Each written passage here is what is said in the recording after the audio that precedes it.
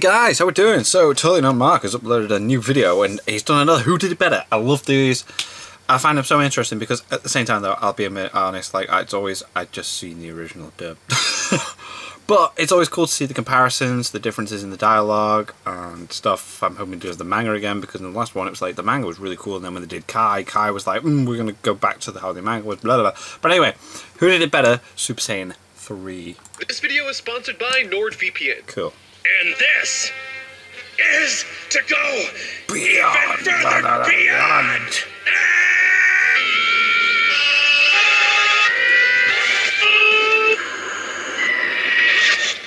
Whoa. Screaming, explosions, and long golden locks. Sitting as the crown jewel of iconic moments for many Dragon Ball fans comes Goku's first transformation into the legendary Super Saiyan people, 3. isn't it? Sporting more hair, more screams, and less eyebrows, the fun show-and-tell nature of this scene mixed with its bombastic light show, and in some cases soundtracks, create a one-of-a-kind atmosphere. So today, I want to take a look at and review 4 versions of this scene to see which is the best in your eyes. All right. Going in order of release, I will first take a look at the original manga chapter from 1994. The original Japanese broadcast from the same year, followed by the English Funimation edit and dub from 2002, capping it all off with Dragon Ball Z Kai's redubbed version from the year 2014 and 2017. Will the Kai version be closer to like for you the to other vote one? here in the top right and let me know Where what your favorite version is before watching this video. And once I've broken down the 4 versions of this scene, I will give you guys the chance to vote in a second poll at the end. And I want to see if your opinions have changed or stayed the same. And so, with that explained, let's get the show rolling with the very first time this legendary scene hit the public eye.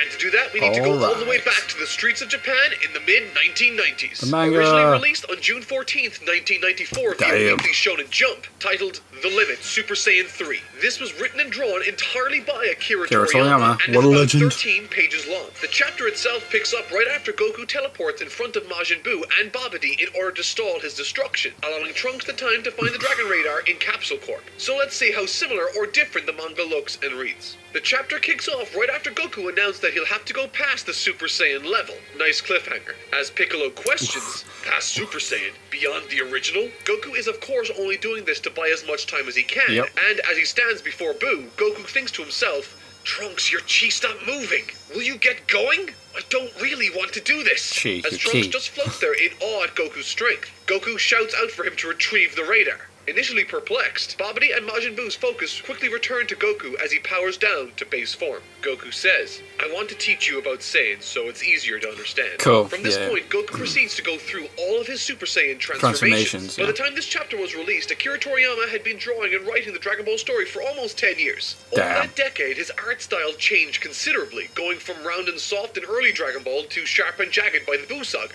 However, by the time the Buu saga came around, it was clear that Akira Toriyama had been burned out on the series, and I think that burnout slipped through in some of the panels he produced during that time period when compared with prior arcs. That's not to say I think it's bad or that people can't love it, that was just my impression of this particular section's artwork. I will be sure to point out all the wonderful illustrations I think are in this chapter too. The scene pushes on as Goku proceeds to demonstrate his power-ups. He bursts into Super Saiyan and pushes himself further into Super Saiyan 2. But, fun fact, despite the first Super Saiyan 2 being Gohan back in the Cell Saga, the name Super Saiyan 2 was first used by Goku in this very scene. In this speech, up until this point, it had been referred to as an Ascended Super Saiyan. Babidi at this point isn't impressed, proclaiming that he can barely notice a difference. And that's when Goku pushes for the next level. The power-up itself takes up beyond, even further. The third being the reveal of Goku's Super Saiyan 3 in a Bam, look at that long hair. The panel itself features one of the few times Akira Toriyama used midtones.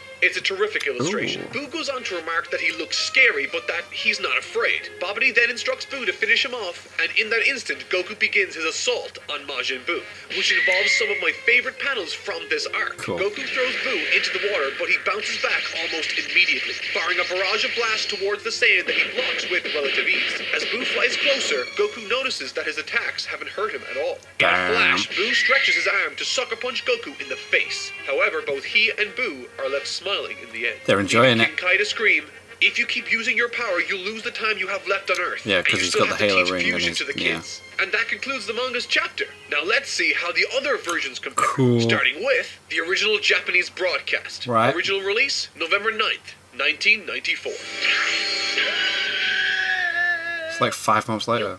First things first, let's talk filler. During the conversation between Goku, Babidi, and Majin Buu, all the bases are covered, however, the dialogue is stretched out somewhat, with Goku even taking mental notes of Buu's seemingly weak appearance. Additionally, there's a section towards the end that features Dr. Briefs and Trunks retrieving the radar. This isn't shown in the manga. With that said, the episode proceeds as normal, covering all the bases as Goku powers down into base form, ready to give Buu and Babidi the best light show they've ever seen. Goku bursts into Super Saiyan and Super Saiyan 2. The scene differs visually from the manga in that it gives a wider view of the transformations themselves, while also providing the panels that Akira Toriyama used in the manga. This is a great visual translation of I suppose when you don't need the material, text, you can take up more flair. During this, the gang of the Lookout all speculate as to what screen Goku might space. have up his sleeve when...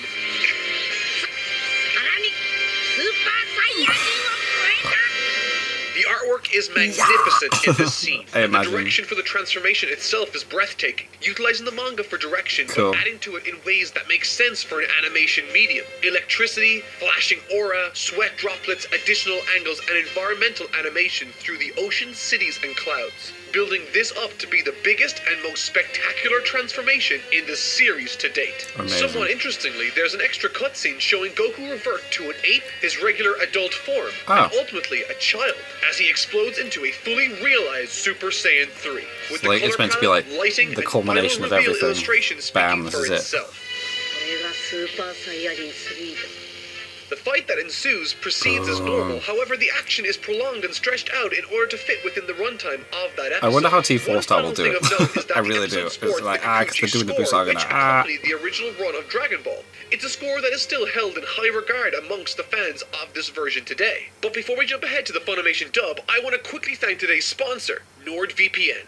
Article 13 has passed in Europe, which means the internet freedoms of millions of people have been put at risk. But thankfully, NordVPN has given me peace of mind. If you follow the link in the description, nordvpn.com/TotallyNotMark, and use coupon code TotallyNotMark, you can get 75% off and protect yourself for 3 years, while getting an extra month for free. Don't let Article 13 or net neutrality dictate what you can do online. Protect yourself with NordVPN's military-grade encryption, enable it on your Android and iOS devices, and my personal favorite, never worry about region locks again. Go to nordvpn.com/TotallyNotMark and use coupon code TotallyNotMark to protect yourself online today. And so, with that covered, let's look at how the early Funimation dub measures up. Originally released on September 26, 2002, over 8 years after its original air date in Japan, folks in the West finally got an English dub of this scene, titled Super Saiyan 3. The interpretation of events is identical to the original Japanese version visually. That said, there are a host of differences from a dialogue perspective, so let's take a look. Trunks' motivation to stop and stare instead of retrieving the radar is different. In the manga, he just stops because he is overwhelmed by Goku's strength, remarking that he's as strong as his father before he transforms further. This is the moment that triggers Goku to tell him to get going. In Funimation's version, Trunks stops because he doesn't recognize the power of Goku. He explains that it might be that monster and that Goku might need his help, finally begging for someone to give him a sign as to what he should do, giving Goku the cue to say, "What are you doing?" Right.